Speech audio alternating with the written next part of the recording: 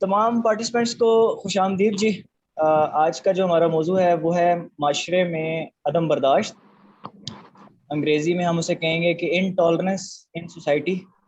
بہت بڑا مسئلہ ہے یہ۔ ہمارے سماجی رویے جو ہیں، ہماری جو معاشرت ہے اس کو یہ بڑا متاثر کر رہا ہے۔ گھر بار کے جو رشتے ہیں ان کو عدم برداشت بڑا خراب کر رہے ہیں، گھر ٹوٹ رہے ہیں۔ سیاست میں دیکھ لیں، پولرائزیشن ہوئی ہے، ایک طرف P T I known league, برداشت ہی نہیں ہے دوسرے کا موقف سننے کا۔ ہمارا دینی پیشوا دیکھ لیں، سارے تو نہیں لیکن چند جو ہیں وہ دوسرے کی بات سننے کے لیے تیار ہی نہیں ہے۔ تو ہمارے معاشرے میں فرقہ واریت ہے جی، شدت پسندی ہے، اور اسی کے وجہ سے معاشرے میں ٹینشن ہے، آئے دن ہماری جیلیں بھری ہوئی ہیں، لوگ جو ہیں بڑی لڑائیاں ہو رہی ہیں اور بڑے مسئلے مسائل ہیں۔ تو آج ہمارا موضوع ہے جی معاشرے میں عدم برداشت۔ تو میں ڈاکٹر نظامی صاحب سے شروع کروں گا۔ سر ڈاکٹر صاحب، کیا ہمارے معاشرے میں برداشت ختم ہو گئی ہے؟ برداشت کی کیا صورتحال ہے ہمارے معاشرے میں سر؟ گزارش ہے جی کہ اعوذ باللہ من الشیطان الرجیم، بسم اللہ الرحمن الرحیم، محمد صلی علی رسول الکریم، والعصر ان الانسان لفی خسر۔ زمانے کی قسم، انسان خسارے میں اور گھاٹے میں جا رہا ہے۔ انسان کو خسارہ اور گھاٹے یہ نہیں کہ ان کے کاروبار مندے پڑ رہے ہیں یا ان کی کمپنیاں بیٹھ رہی ہیں، یہ تو معاملات مختلف ہیں۔ اخلاقی لحاظ سے انسان خسارے میں جا رہا ہے۔ میرے خیال میں یہ عدم برداشت کے زاویے سے بھی ہمارا معاشرہ انحطاط کا شکار ہے، اور یہ دن بدن عدم برداشت کا رویہ بڑھ رہا ہے۔ جیسے آپ نے فرمایا ہے کہ اس سے مسائل پیدا ہو رہے ہیں، بلا شبہ وہ مسائل پیدا ہو رہے ہیں۔ جی ڈاکٹر صاحب۔ اچھا ڈاکٹر صاحب، سوری ڈاکٹر صاحب، ہمیں یہ بتائیں کہ سر آپ نے کہا کہ بڑے مسئلے مسائل ہو رہے ہیں، وہ مسئلے مسائل کیا ہو رہے ہیں سر؟ کچھ مثالیں آپ ہمیں سمجھائیں کہ عدم برداشت کی وجہ سے کس قسم کے مسائل آ رہے ہیں، تاکہ ہم معاملے کی نزاکت۔ آپ نے بتایا نا کہ کیا صورت پیدا ہو رہی ہے، اس کی مثالیں کیا ہیں؟ مثالیں سیدھی سادھی ہیں، میں آپ کو بتاتا ہوں۔ یعنی ماں اور باپ کے ساتھ جو اولاد کا رشتہ ہے نا، یہ سب سے مقدر رشتہ ہے۔ ہمارا ابا جان صغیر ایک دعا سب پڑھتے ہیں تو ان کے اندر ایک ربوبیات کی کچھ صفات ہوتی ہیں ماں باپ کے اندر۔ اس میں بھی میرے سامنے ایک مثال ہے، کافی سال پہلے کی ہے، کہ صاحبزادہ صاحب نے ایک کلر صاحب سے پاکٹ منی مانگی، اس کو ضرورت کے مطابق نہیں ملی، اور جناب صاحبزادہ صاحب نے ان کو قتل کر دیا۔ وہ کیس کسی ریفرنس سے ہمارے پاس بھی آیا، اس کی تفصیل بھی بتا سکتا ہوں۔ میں پی سی ایس آئی آر میں چونکہ رہا ہوں اور چیف سائنٹیفک آفیسر کی حیثیت سے ریٹائر ہوا ہوں، تو ہمارے پاس یہ کیس آیا کسی اور ریفرنس سے، لیکن میں یہ مثال یہی دے رہا ہوں، اس کام بڑھ گیا ہے۔ اور والدین جو ہے، خاص کر وہ جو مجد الدین صاحب فرمایا کرتے تھے نا، the beautiful cheap of the generation gap. تو یہ جنریشن گیپ کا جو بیوٹیفل چیپ پیدا ہو رہا ہے نا، خاص کر یہ آپ کے بکناؤ سے اور ایجوکیٹر سے اور ٹف سے اور شفافات سے، لاہور کے اداروں کے نام لے رہا ہوں، اور یہ پھیل رہے ہیں آپ کے شہروں میں بھی، چھوٹے شہروں میں۔ اس میں تو خاص کر ستیہ نازی ہو رہا ہے نا۔ یعنی میں مایوس انسان نہیں ہوں، میں جدوجہد بھی کر رہا ہوں، لیکن میں جس معاشرے میں رہتا ہوں، میں آنکھیں کھول کے رہتا ہوں اور خوب سے سنتا بھی ہوں اور کہتا بھی ہوں، اور برداشت کی بات نہیں سنتا ہوں۔ مجھے ایک ڈرائیور بتاتا ہے، آپ تو رہ کر گیا نا پی سی ایس آر میں، کہتا ہے کہ میں کچھ بچوں کو لے کے جاتا ہوں، ایک تو میرے مالک کا بچہ ہے، مالک تو اس کا نہیں ہے، مالک تو اللہ ہی ہے اس کا، اور وہ آپس میں استادوں کو گالیاں نکالتے ہیں۔ حیران ہو جائیں گے آپ سن کے، تھوڑی سی بات ٹیچر نے کہہ دی ہوگی نا، اور خیر سے مارنی پیار تو دیواروں پہ لکھا گیا، ہماری حکومت نے لکھ دیا۔ یہ الگ موضوع ہے کہ مار کی بھی ضرورت پڑتی ہے۔ یہ مثال میں نے آپ کو ایک دے دی نا کہ بیٹے نے باپ کو قتل کر دیا، اور ایسے جی مرچ نہیں ڈالی، میری تھوڑی پڑ گئی، زیادہ پڑ گئی، مثالہ ایسے ہو گیا، اس پہ طلاقی ہو جاتی ہے۔ اور میرا چھوٹا بھائی ڈاکٹر رفیق نظامی ہائی کورٹ کا وکیل ہے، وہ کہتا ہے کہ بھائی جان کے ساتھ ساتھ یہ خلا اور طلاق کی نسبت بڑھتی چلی جا رہی ہے، اور یہ کس کی وجہ سے؟ عدم برداشت ہے۔ پہلے بھی تو تھا نا، لوگ زندگی گزارتے تھے، مسائل بھی ہوتے تھے، معاشرتی مسائل جب سے انسان زمین پہ آیا ہے مسائل موجود ہے، لیکن برداشت تھی، وہ برداشت نہیں ہے میرے خیال میں۔ اور اس سے مثال میں نے آپ کو دو تو دے دی ہے نا، اور اس کے علاوہ 30 منٹ اساتذہ اور اسٹوڈنٹس کے بھی دے دیے میں نے. وہ کہاں پہنچ گیا ہے استاد. آپ ہر پیشے کو دیکھتے جائیں، ہر پیشے کو دیکھتے جائیں. پیچھے سجن صاحب کے پیچھے ایک وہ جراح بیٹھا ہوا ہے جو دیہات میں ہر دانت نکالا کرتا تھا، ٹھیک ہے نا جی، اور کسی کو چیرا کہتے چیرا دیا کرتا تھا.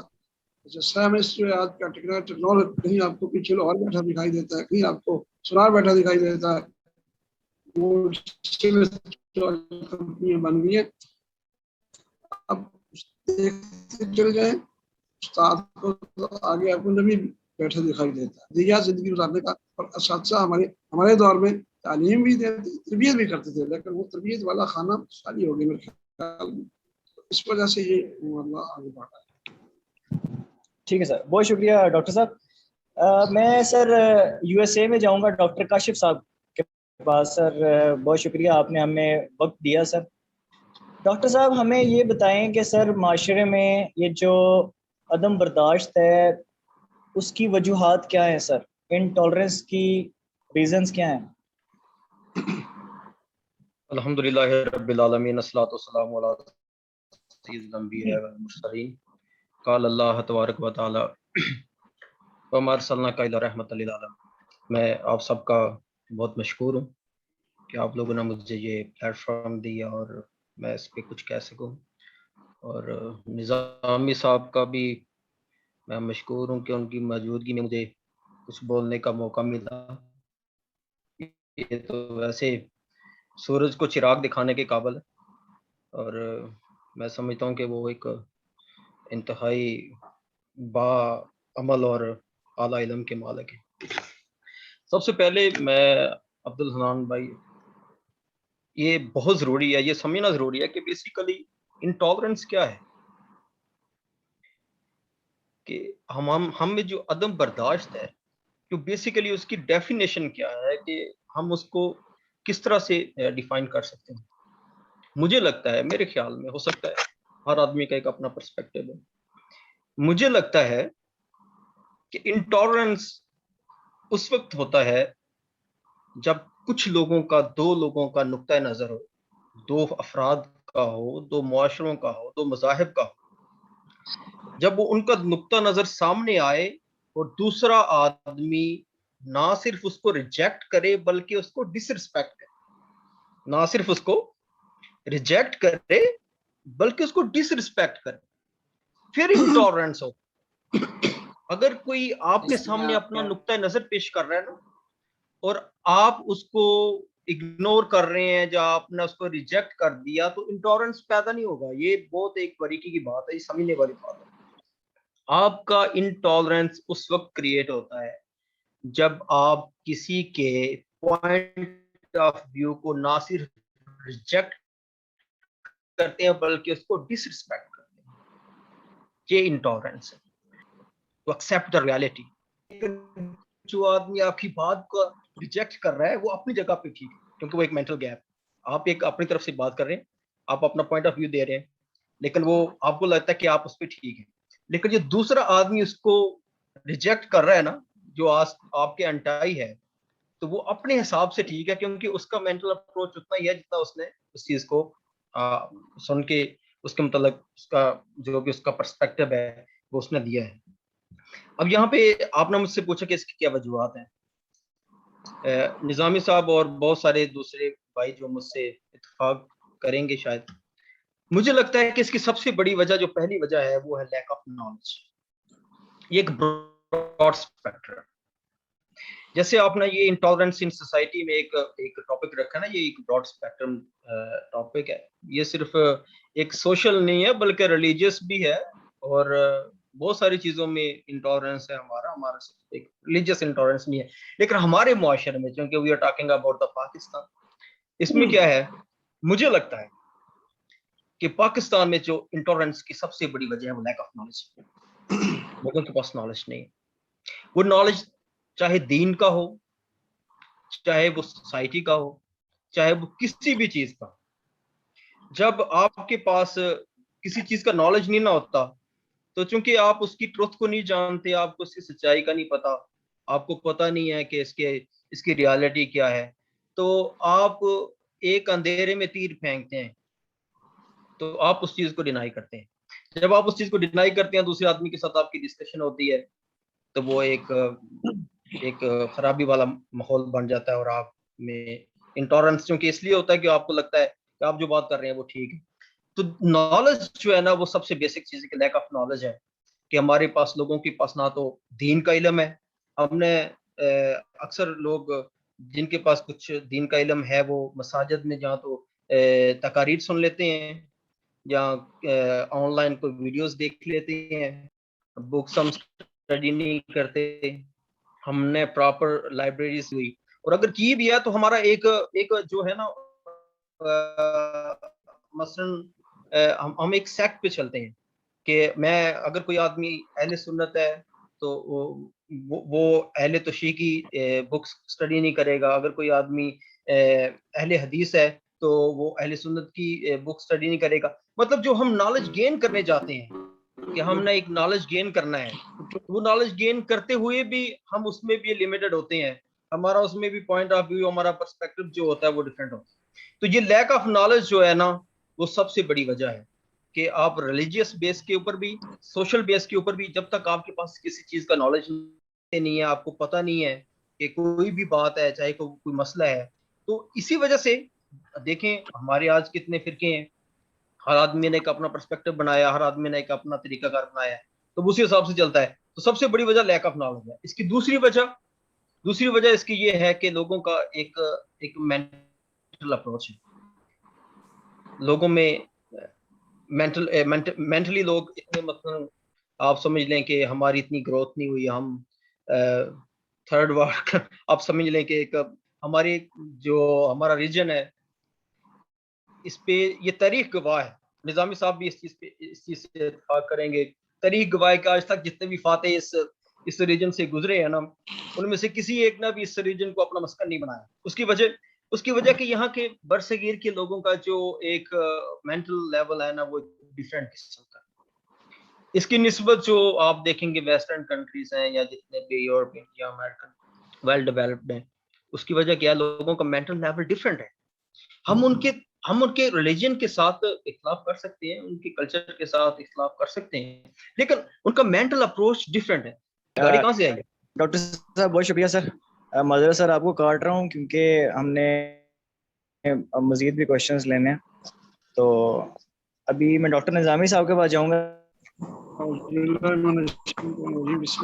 الرحمن الرحیم. سب سے پہلے یہ میں گزارش کروں گا آپ کھڑے کر لیں 100 آدمی وہ ہائیسٹ کوالیفیکیشن کے, ان میں آپ کو ایک بھی نہیں ملے گا اس نے قرآن پاک کو پڑھا ہوگا. میں یہ چاہتا ہوں سورہ الحج کا آخری رکوع ہے, هو سماکم المسلمین من قبل وفی هذه, اللہ نے تمہارا نام رکھا مسلم اس کتاب میں بھی اور اس سے پہلیوں میں بھی. ہم مسلم ہیں, مجھے بتائیں یہ عدم برداشت ہی ہے کہ کوئی مسلم آپ کو کہنے کو نہیں ملتا. ملتا ہے, سنی ملتا ہے, دیوبندی ملتا ہے, بیوی ملتا ہے, واقعی ملتا ہے, فلاں فلاں سب ملتے ہیں. میرا خیال ہے اگر لوگوں کو اس کا علم ہو اور اس پہ ان کو یقین آ جائے وہ مسلم بن کے رہیں, نیچے ان کا کوئی تعارف نہ ہو اور اس سے آگے بڑھ کے. یہ سورہ الحج کا آخری رکوع ہے. یہ آیت ہے ان هذه امتکم امۃ واحدہ انا ربکم فاعبدون, یہ تمہاری امت ایک ہی امت ہے, میں تمہارا رب ہوں, میری عبادت کرو.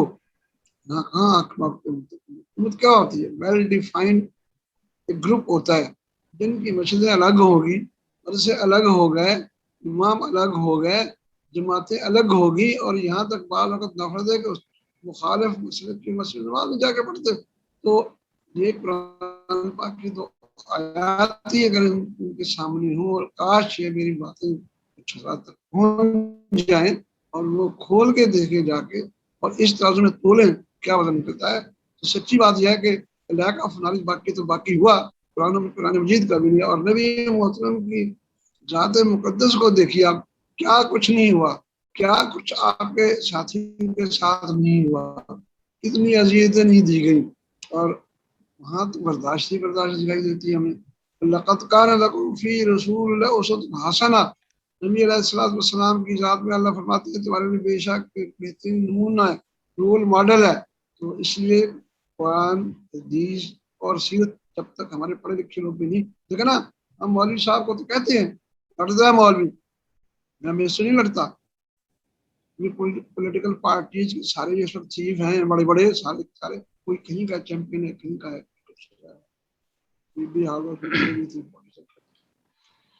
یہ کتنے لڑتے ہیں؟ سارے لڑتے ہیں. کیوں لڑتے ہیں؟ قوت برداشت نہیں رہی، کم ہو گئی ہے. اور کم کس لیے ہوئی ہے کہ آپ ایک پیچ اس کو قابلہ کہتے ہیں، اس کو نٹ بولٹ چڑھاتے ہو نا، اور اگر اس کی چوڑی کوئی آگے پیچھے ہو جائے نا، پھر آپ گھماتے جاتے ہیں، اس کی چوڑی بھی مر جاتی ہیں اور کسائی بھی نہیں ہوتی. تو بھائی یہ ہے کہ ہمیں اپنی اصل میں لوٹنا ہوگا. اور پھر یہ جو مذہب کے نام کے اوپر بدقسمتی یہ ہوئی، علامہ نے کہا تھا نا کہ دین کافر فکر و تدبیر و جہاد. جہاد مین ایکسٹریم اسٹرگل، کوشش. جب ہم جہاد بولتے ہیں ہمارا مطلب جہاد فی سبیل اللہ ہوتا ہے. یہ جہاد ہمارے یہاں ٹرم ہے، ادروائز جہاد ایکسٹریم اسٹرگل، کوشش، شرط اور جدوجہد ہوتی ہے. دین کافر فکر و تدبیر و جہاد، اور دین ملا فی سبیل اللہ فساد. یہ جو فی سبیل اللہ فساد خاص کر 1991 سے 2000 تک جو ہوا ہے میری آنکھوں کے سامنے، شیعہ سنی نے ایک دوسرے کو بڑا کام کا ہر آدمی سب چن کے ختم کر دیے. میرا خیال ہے گھر کا جو اکائی ہے اس میں بھی میں نے مثالیں دی ہیں. قوت برداشت کی ضرورت ہے، عدم برداشت نہیں ہونی چاہیے. مذہب کے معاملے کے اندر ہمارے ہیں اس میں تو ہمیں کہیں ٹھیک کو ہے نہیں سر. چھوڑا. قرآن و سنت کا علم اور حضور پاک کا اسوا جب تک سامنے نہیں ہوگا ہمارے اندر یہ قوت برداشت نہیں پیدا ہو سکتی. اصل میں لوٹنا ہوگا. جی بالکل، بڑی خوبصورت بات کی ہے آپ نے سر. بہت شکریہ نظامی صاحب. میں بلال رفیق صاحب کے پاس آؤں گا سر. آپ سر کوشچنس کیجئے، اور پارٹیسپینٹ میں سے کوئی بھی سوال کرنا چاہتا ہے سر سوال لازمی کریں. آپ کے پاس بڑے زبردست قسم کے پینلسٹ بیٹھے ہوئے ہیں. اس بار ہم نے کوشچن آنسر سیشن اوپن رکھا ہوا ہے، کسی بھی ٹائم آپ کا کوشچن ہے آپ اپنا ہینڈ ریز کر کے سوال کر سکتے ہیں. جی بلال رفیق صاحب سر. جی السلام علیکم. تھینک یو انان بھائی، بہت شکریہ. اچھا میرا کوشچن ڈاکٹر کاشف صاحب سے. سر آپ تو ظاہر ہے باہر رہ رہے ہیں، تو آپ کیا سمجھتے ہیں کہ یہ جب مطلب جو کیفیت ایک بنی ہوئی عدم برداشت کی، کیا یہ یونیورسل ہے یا صرف ہمیں ادھر دکھتی ہے ہمارے ملک کے اندر؟ بات یہ ہے کہ یہ مسائل پوری دنیا میں موجود ہیں. اس کی ریشو ڈفرینٹ ہو سکتی، مثلا اس کی پرسنٹیج ڈفرینٹ ہو سکتی ہے. اگر ہمارے ہاں اس کی پرسنٹیج 50 یا 60% ہے، تو باہر اس کی پرسنٹیج 10% ہوگی، 15 ہوگی، 20 ہوگی. تو پرسنٹیج ہے، دیر از ڈفرینس، لیکن موجود ہے. لیکن میں نے جس طرح سے اسٹریٹ لیول پہ دیکھی ہے نا، میں امریکہ میں بھی رہا ہوں، آئرلینڈ میں رہا ہوں، اور میں نے اور بھی یورپین کنٹریز، کینیڈا بھی گیا ہوں. میں نے اسٹریٹ لیول پہ اتنا انٹالرنس ہم لوگوں میں نہیں دیکھا. ان لوگوں میں جو اسٹریٹ لیول پہ ہمارے ہاں ہے نا، کہ آپ کسی کے ساتھ وہ پرسن آپ سے ہر صورت میں معذرت کرے، تو وہاں پہ جو اسٹریٹ لیول کا انٹالرنس ہے نا وہ بہت کم ہے.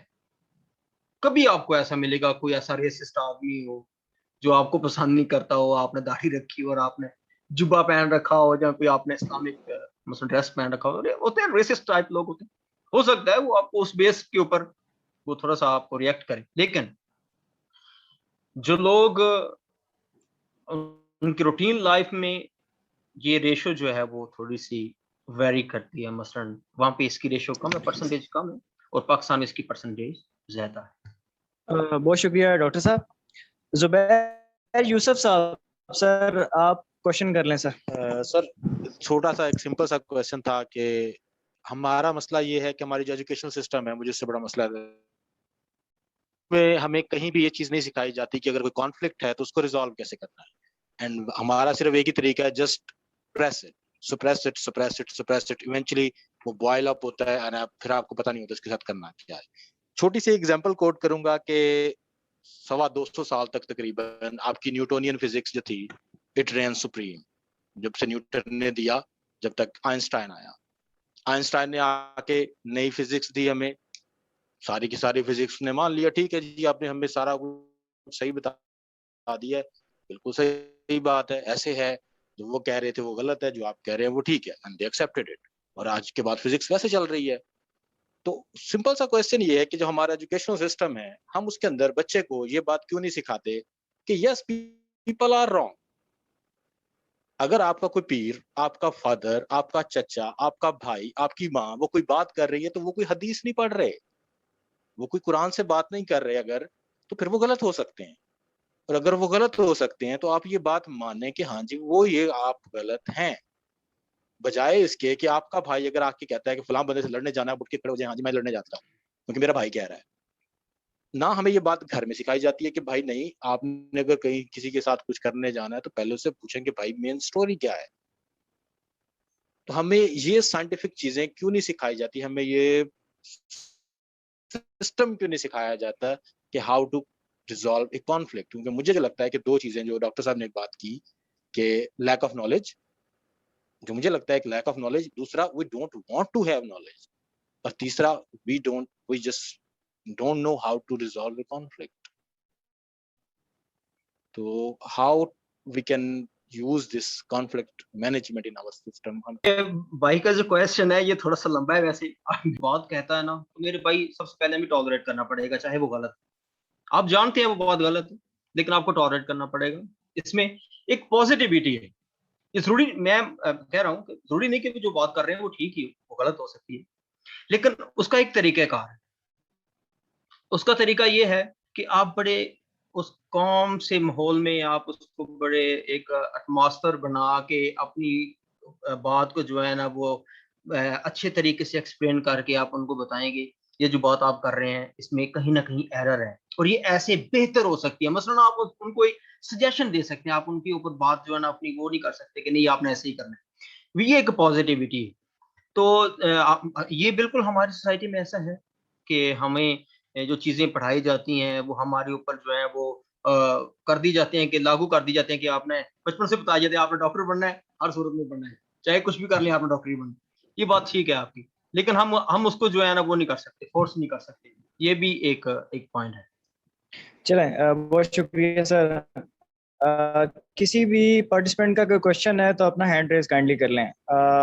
जी बिलाल रफीक साहब। जी मेरा लास्ट क्वेश्चन है निज़ामी साहब से। सर थोड़ा सा ये गाइड कर दें कि इस्लामी नुक्ता निगाह से हम मतलब किस तरह से इस चीज़ को टैकल कर सकते हैं, और दूसरा ये है कि मतलब ये इनफरादी और इज्तिमाई हमारी क्या जिम्मेदारियां इसमें बनती हैं। मैंने अर्ज किया कि इस्लामी हवाले से या मजहबी हवाले से मैंने 2 आयत का हवाला दे के बता दिया है, वो तो उसी चीज़ें आप और भी कुरान पाक पढ़ेंगे, हदीस शरीफ पढ़ेंगे, रसूल पढ़ेंगे, आपको टॉलरेंस ही मिलेगी। एक तो दूसरा ये है कि हमारे यहाँ जिन तजिया करना पड़ता है, ये बहुत, और इस माशाल्लाह मैं ministry of science and technology में ही रहा हूँ, PCS है उसका अदारा है, तो मेरी आंखें शहर में झुक जाती है। मैं रोज पढ़ता कि मुझे साइंस एंड टेक्नोलॉजी ने ये कहा है, फलां ऐसा है, फलां ऐसी है, मरीम औरंगजेब ऐसी है, शहबाज ऐसा है, तो लोग क्या कहते होंगे कि ये है वही साइंस एंड टेक्नोलॉजी, और ये पाकिस्तान में साइंस एंड टेक्नोलॉजी को तरक्की देने वाला आदमी है।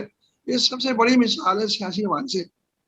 तो बुनियाद इसकी यही बननी चाहिए कि बुनियादी तौर पर जो गालिब ने कहा था ना कि नहीं, वो उसने कहा था, हाँ बस क्या, गालिब ने कहा था बस कि मुश्किल है हर काम का आसान होना, कि आदमी को ही मुयस्सर नहीं इंसान होना।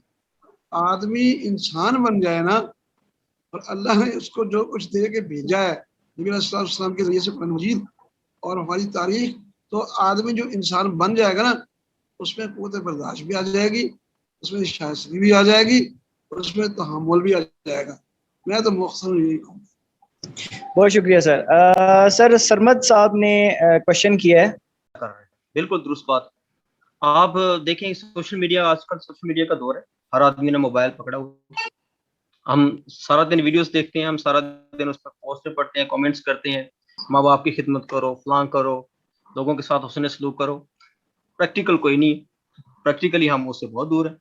तो ये मीडिया में एक हमारे यहाँ एक जो है ना एक एटमॉस्फेयर बना हुआ है कि आखिर जो नमाज पढ़ने हम नमाज पढ़ते हैं, जो अकेले पढ़ते हैं एक नमाज का सवाब है, जमात के साथ नमाज पढ़ते हैं 27 नमाजों का सवाब है, क्यों?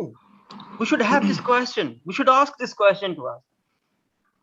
Everyone should think कि उसका आखिर 27 नमाजों का सवाब क्यों है? वो इसी वजह से है कि जब आप मस्जिद में जाते हैं, आप लोगों के साथ इंटैक्ट होते हैं, आपके साथ जो आदमी कंधे से कंधा मिला के खड़ा होता है, आपको उसका एहसास होना चाहिए, आपको पता होना चाहिए कि आदमी किसी परेशानी में है, या आदमी किसी मुसीबत में, किसी जरूरत में है, इसको क्या मसला है, मैं इसकी किस काम आ सकता हूँ, मैं इसको कैसे खुश रख सकता हूँ, इसके लिए मैं क्या कर सकता हूँ। वो अल्लाह तबारक तआला ने दूसरे आदमी की परेशानियां जानने के लिए जो 27 नमाजों का सवाब रखा है ना, अगर अब उसमें क्या है, इमाम वही सूरत पढ़ता है, वही सजदा करता है, उसी तरह से उठता है, उसी तरह से क़याम है, उसी तरह से तहज्जुद है, सब वो मसलन जो भी रुकू है सब कुछ वैसा ही है, कोई चेंज नहीं है, लेकिन 27 नमाजों का सवाब है किस लिए? लोगों को बताने के लिए कि भाई जब आप दूसरे लोगों के साथ हों तो आप उनके मामलों को जानने की कोशिश करें, उनको हेल्प आउट करें, किसी की परेशानी दूर करें, किसी को गम में है तो उसकी हेल्प करें। तो ये एक सोशल है, ये मसलन इस्लाम ने जो सोशल सिस्टम दिया है वो नमाज का दिया है, लेकिन जो हमारा सोशल मीडिया का सिस्टम है उसने हमें दुनिया से जुदा कर दिया है, अपने घर वालों से जुदा कर दी है। हम सारा दिन बैठ के हम मुख्तलिफ चीजें देखते हैं, हमारे माँ बाप हमें बुलाते हैं, बच्चों को बुलाते हैं, ये काम करें, नमाज पढ़ लें, आए हमें पानी का गिलास पिला दे, वो तैयार नहीं है, आता हूँ थोड़ी देर में, नहीं आ सकता। अच्छा जी, जी जवाद इमरान साहब आपका क्वेश्चन था सर। मैं काशिफ साहब आपसे ही डॉक्टर काशिफ साहब आपसे ही एक क्वेश्चन पूछ लेता हूँ कि हमने ये देख लिया कि मुआशरे में इंटॉलरेंस, अदम बर्दाश्त जो है वो हमारी जाती जा रही है अबाब से अबाब जैसे जैसे गुजरते टाइम के साथ। और दूसरी चीज़ हमने उसकी वजूहात देखी कि उसकी वजह क्या है, अवाम में इतनी इंटॉलरेंस, इतनी जो है वो बर्दाश्त बिल्कुल रह ही नहीं गई। और मैं तीसरी चीज़ लास्ट जो मेरा बेसिक क्वेश्चन है कि सर हम कोई भी चीज़ है ना उसे उसके सोल्यूशन की तरफ जाते हैं, तो मुझे ये बताएं कि हमें क्या स्टेप्स लेने पड़ेंगे कि मुआशरे में इस अदम बर्दाश्त को हम लोग ख़त्म कर सके और लोगों के दिलों में जो है ना वो एक ऐसी रूह फूंक दी जाए कि वो एक दूसरे को एटलीस्ट बर्दाश्त तो कर लें। जी बिल्कुल। ये एक अब मुझे नहीं पता कि ये इसका कितना टाइम है तो ताकि उस हिसाब से मैं इसकी जो है वो डिस्क्रिप्शन दूं। हनान साहब कितना टाइम है इसका? जी सर, आप मैं सर हमने बस ये आखिरी 5-10 मिनट में फिनिश करना है, तो आप टाइम लें इसमें। अच्छा, इसकी जो है ना हम इसको कैसे ख़त्म कर सकते हैं, इसके कुछ स्टेप्स हैं, मतलब कुछ पॉइंट्स हैं, मैं वो चीदा पॉइंट्स हैं वो मैं आपके सामने पेश करना चाहता हूँ। सबसे पहले जैसे हम इस्लाम कहता है ना कि सलाम को आम करें, सबसे पहले हमें सलाम को आम करना होगा। हर आदमी जिसको हम जानते हैं, जिसको नहीं जानते, उसको भी सलाम करना होगा। अमेरिका, यूरोप, वेस्टर्न कंट्री में कोई आदमी आपको नहीं जानता है ना, आपकी पहचान भी नहीं है, आपको पता भी नहीं है ये कौन है, वो आपको हाय जरूर बोलेगा, हेलो जरूर बोलेगा।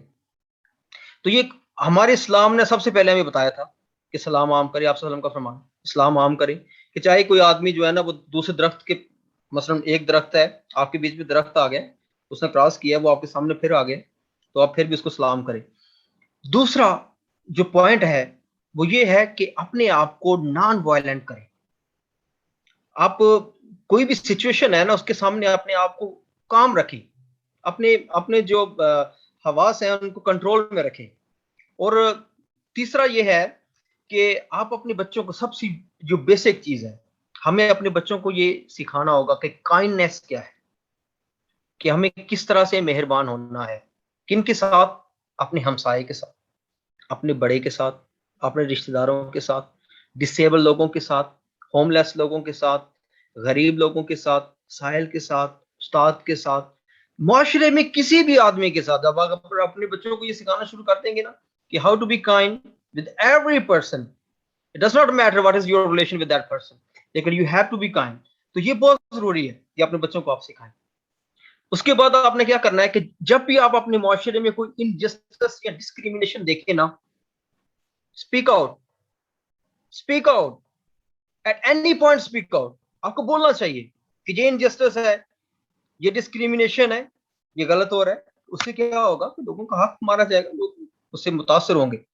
اس کے بعد اور ہم کیا کر سکتے ہیں کہ جو اینگر ہے نا, غصہ, ہر آدمی پاکستان میں عام ہے, ہر آدمی کو آتا ہے, زیادہ آتا ہے, ہمیں بھی کبھی کبھی آتا ہے, لیکن اب کم آتا ہے کیونکہ سوسائٹی ایسی بنا رہے ہیں, غصہ نہیں کر سکتے. اگر غصہ کریں گے تو جیل میں جائیں گے اور اتنے دن کے لیے جائیں گے پتہ نہیں.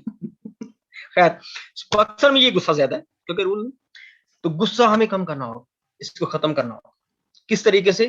جیسے ہمیں اسلام نے بتایا, اگر کھڑے ہیں بیٹھ جائیں, پانی کا گلاس پی لیں, لا حول ولا قوت پڑھ لیں, اللہ کا ذکر کریں, اپنے غصے کو کنٹرول کرنا ہے. اور اس کے بعد اور بہت ساری چیزیں ہیں, مثلا کہ آپ نے لوگوں میں ایک ایسا تعلق قائم کرنا ہے کہ لوگوں کو یہ محسوس ہو کہ آپ ان سے ہر معاملے میں کم آپ کے پاس کم نالج ہے. ہمارے ہاں کیا ہے کہ کسی کے پاس تھوڑا سا نالج تو پتہ نہیں, ہم جیسے لوگوں کے پاس ہوتا تو نہیں ہے, تو وہ کیا کرتے ہیں, وہ برن آؤٹ ہو جاتے ہیں, وہ ایسے اچھل جاتے ہیں کہ پتہ نہیں ہمارے پاس کیا ہے. تو لوگوں کو آپ بتائیں کہ نہیں, ہم کچھ نہیں جانتے, آپ سب کچھ جانتے ہیں. لوگوں کو آپ رسپیکٹ دیں, جتنی آپ لوگوں کو رسپیکٹ دے سکتے ہیں اتنی رسپیکٹ دیں. آپ لوگوں کو کہیں کہ نہیں, you are very important, I am not, you are very important. جب آپ یہ چیزیں کریں گے نا, یہ جو میں نے چیزیں بتائی ہیں بہت ساری ایسی چیزیں, تو اس سے ایک معاشرے میں ایک پازیٹیوٹی کریٹ ہوگی, لوگ آپ کی طرف, لوگوں کا آپ کی طرف رجحان ہوگا. آپ صلی اللہ علیہ وسلم نے کیسے کیا؟ آپ صلی اللہ علیہ وسلم کو لوگوں نے امین اور صادق کا لقب کیوں دیا؟ اخلاق کی وجہ سے. آپ صلی اللہ علیہ وسلم سے لوگوں نے اختلاف کب کیا؟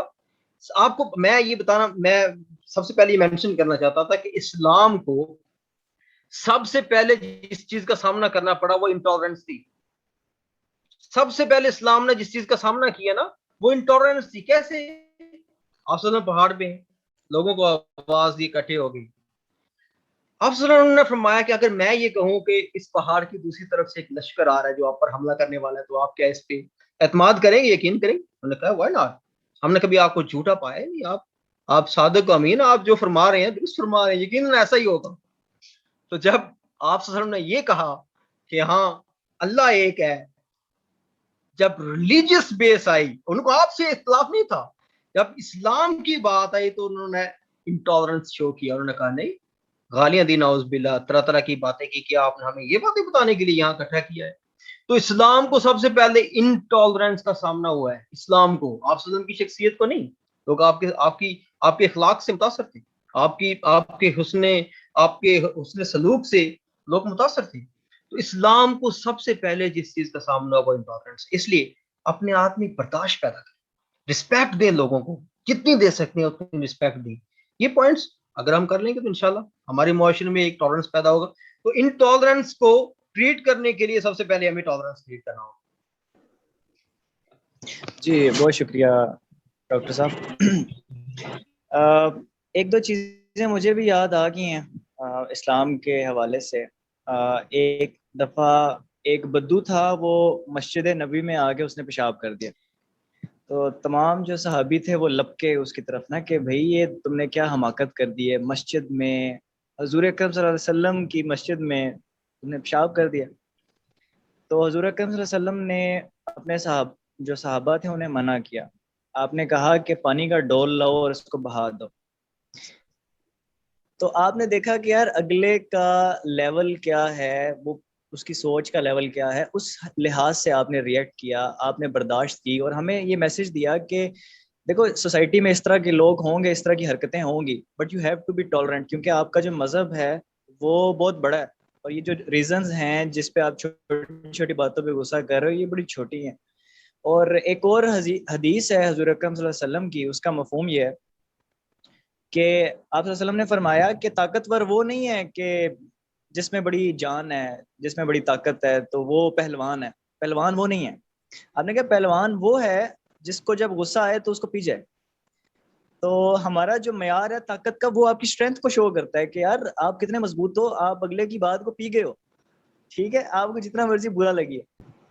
اچھا جی, چلیں جی, بہت شکریہ ڈاکٹر کاشف صاحب. سر آپ نے ہمیں وقت دیا, اور ڈاکٹر نظامی صاحب کا بہت شکریہ، اور تمام پارٹیسپینٹس کا بہت بہت شکریہ. آپ لوگوں نے اتنا قیمتی وقت نکالا، آپ لوگ ہمارے ویبینارز میں شامل ہوتے ہیں. اور ہمارا یوٹیوب پہ چینل ہے انشاءاللہ، وہاں یہ اپلوڈ ہوگا کلک اینڈ ہیلپ ایجوکیشن کے نام سے، تو آپ اس کو بھی جا کے دیکھ سکتے ہیں، اور بہت سے لوگ ہمیں یوٹیوب پہ دیکھیں گے. تو یہ ویبینار کا سلسلہ انشاءاللہ جاری رہے گا. اور ڈاکٹر صاحب آپ کو ہم مزید بھی ہم چاہیں گے کہ آپ مزید بھی ہمارے ویبینارز کا حصہ بنتے رہیں. تمام پارٹیسپینٹس کا، انتظامیہ کا بہت بہت شکریہ. مجھے اپنی دعاؤں میں یاد رکھیے گا. السلام علیکم ورحمۃ اللہ وبرکاتہ.